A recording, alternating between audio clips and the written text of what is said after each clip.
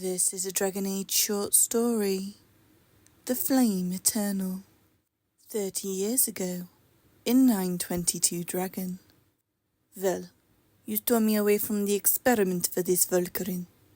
The shorter necromancer caught a hissing monster of bone and dried gristle in a skein of light. A twist of her hand, and it was ripped apart.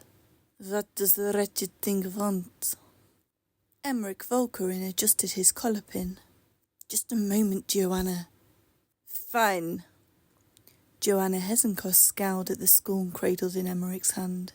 Anything to stop that howling. The skull had started screaming. Ceaselessly screaming. Inside its niche in the cobalt ossuary at the Grand Necropolis.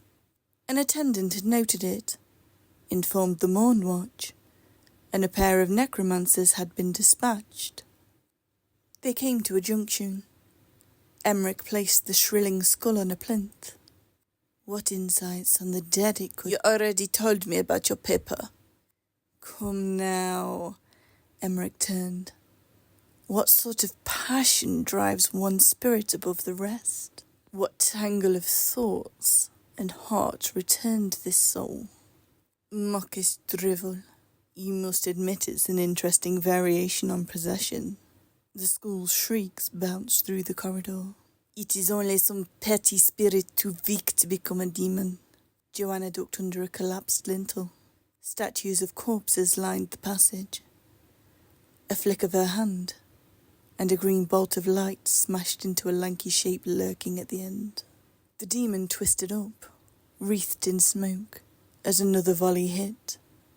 It gnashed its teeth and collapsed into itself. It should be safe for your cubs whispering. Emmrich closed his eyes. Whispers came. And when he spoke, the air vibrated.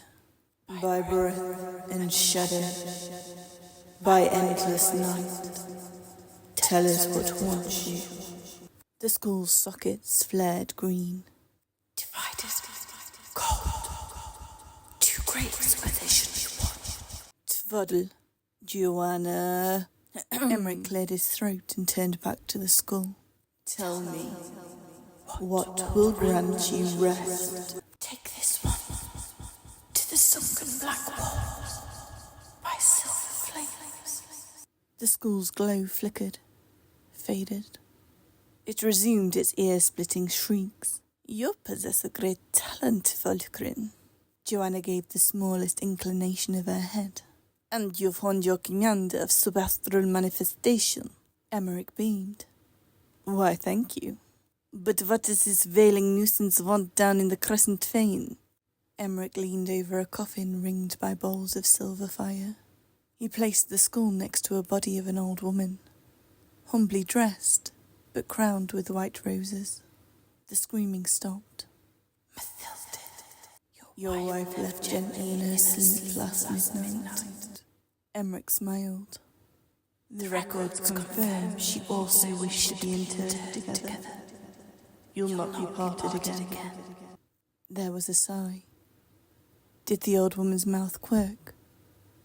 Or was that the dancing flames? Joanna snorted. Or that fury ending in another grave? Oh, I don't know. Emmrich ran a hand along the coffin's snowy marble. It would be rather fine to possess such an enduring affection. Besides, you did see this through. Someone had to ensure you weren't beheaded while you were chattering with the dead. I am grateful for your enduring friendships as well. Bah! They made their way back up the Grand Necropolis in companionable silence.